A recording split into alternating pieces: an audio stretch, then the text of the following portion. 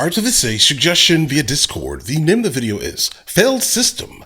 ICE gears up for Trump's migrant deportation plans. Guys. Alright, let's go and check this out immediately.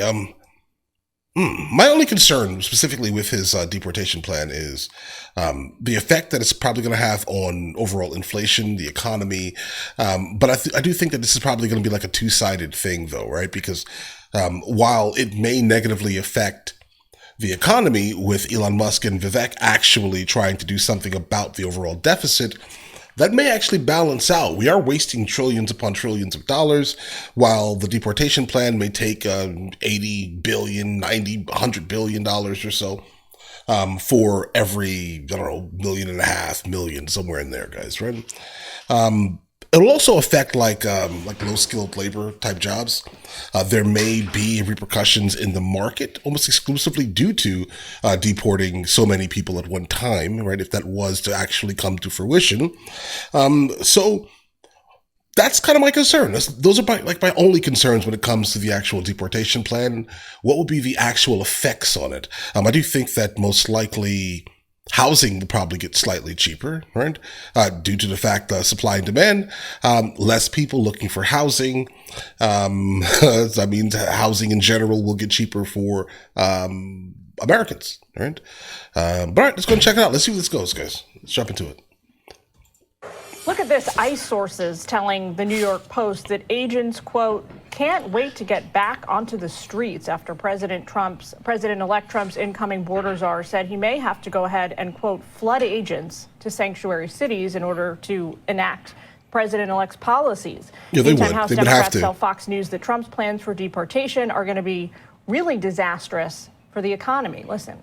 Okay.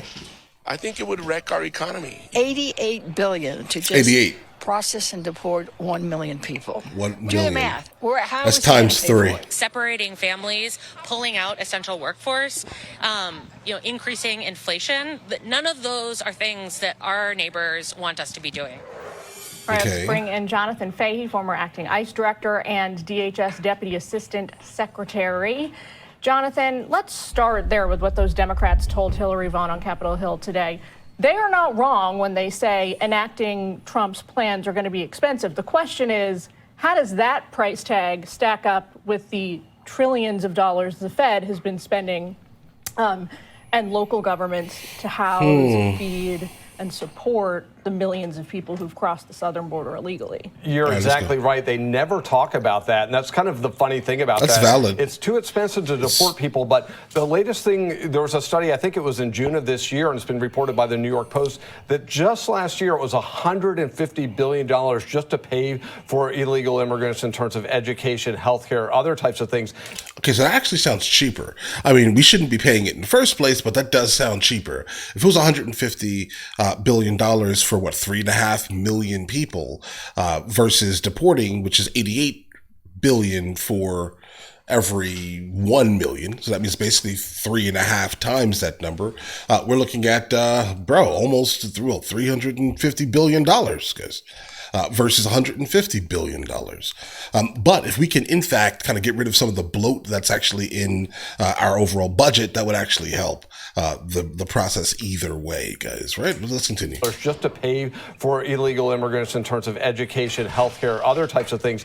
That doesn't even count the things like the rising cost of housing, the reduced access to medical care. So really, it's kind of funny because if we're talking about costs, we probably save money by deporting people. But No, we don't.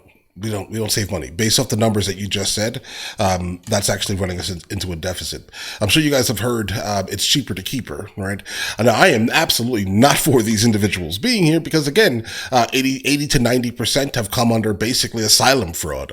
These are criminals by definition. They should not be here, right? But based off of the numbers alone, $350 billion to deport versus $150 billion to support.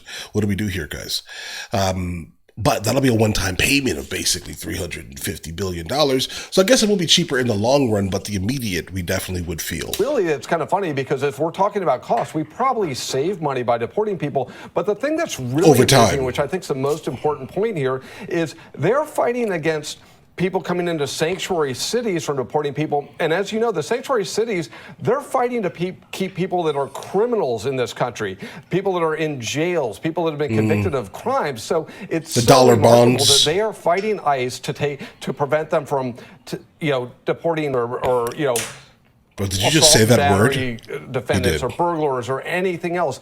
They're fighting that tooth and nail. It's truly astonishing. If the people really knew that, I think what sanctuary cities truly were, they would be aghast. But I think, Tom Homan is coming in, and I think he has the support of ICE, the support of law enforcement, the support of the American people, and he's a spine of steel, and I think it's going to do a lot. They're going to deport people, get rid of the most dangerous people quickly, and, people won't want to come in. The question, though, is not necessarily what does the incoming administration want to do. They've been very, very clear about that. The question is, what can they actually do? Interestingly, Democratic Mayor Eric Adams made a point on this earlier on TV today. I want to get your response to what he says here about how this is going to go down. Americans have been clear, though. We have a broken immigration system. I don't believe in mass deportation, but we can't deport those who commit crimes in our city. We are not allowed to connect with ICE. This is a failed system. We need to fix it.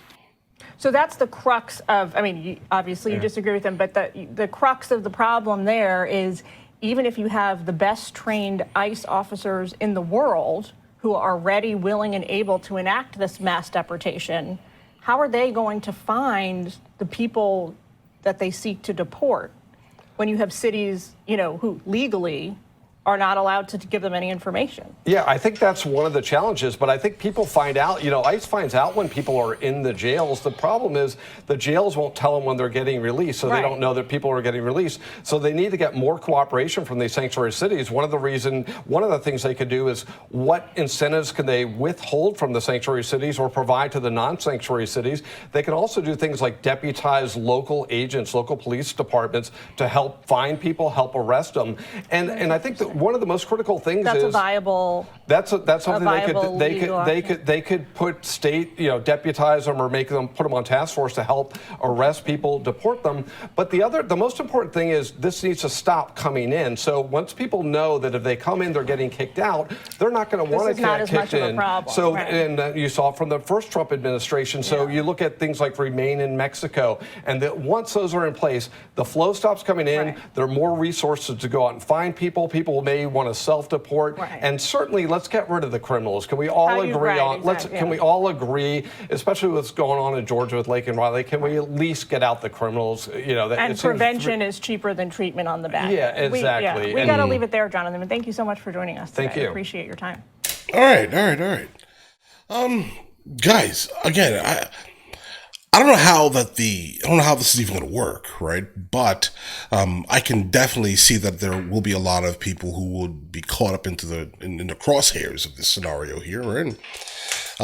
People that may visually appear as if they may be, let's say, one of these individuals, right? That have come into the country in a very illicit manner. So I think we need to be very cautious with that, right? Just make sure before you even approach the person that that's the person you're looking for, right? Do your due diligence so you won't instantly run into civil rights lawsuits, because I can tell you this right now, that's going to happen, and that's going to happen a lot. I can imagine in certain areas, right, where you may have people who are in fact citizens, but aesthetically, let's say, they may look as if they just came through the border, right? And what happens there? So just make sure you do your due diligence in verifying that the person you are about to interact with, let's say, is in fact the person that has come in illicitly, right? And I'm pretty sure that's not even a crazy statement here, guys, right? Just be fully aware we are a very diverse nation, right? Again, not a single problem with anyone who is actually here for asylum. And I mean that they have come into the United States of America and they actually do qualify for asylum, meaning the 10% of the over 3 million, let's say, that have come in, right? If you qualify for asylum, you're a refugee, I have no problem with. I don't think anyone should seriously have an issue with that, right? But when it comes to the 80 to 90% of individuals who committed asylum fraud, they need to go, bro. All right, they need to go ahead and go. If you use the CBP1 app, again, to get into the United States of America, you are here legally. You are not the issue. Okay? That's not the issue. But all right, guys, listen. You guys all have an absolutely amazing day. Enjoy your day thoroughly. Guys, before we go, are you guys subscribed to the other channels? Logical Movie Reviews with Mr. L. Boyd, along with Mr. L. Boyd Music. Both are found in the description. Check it out.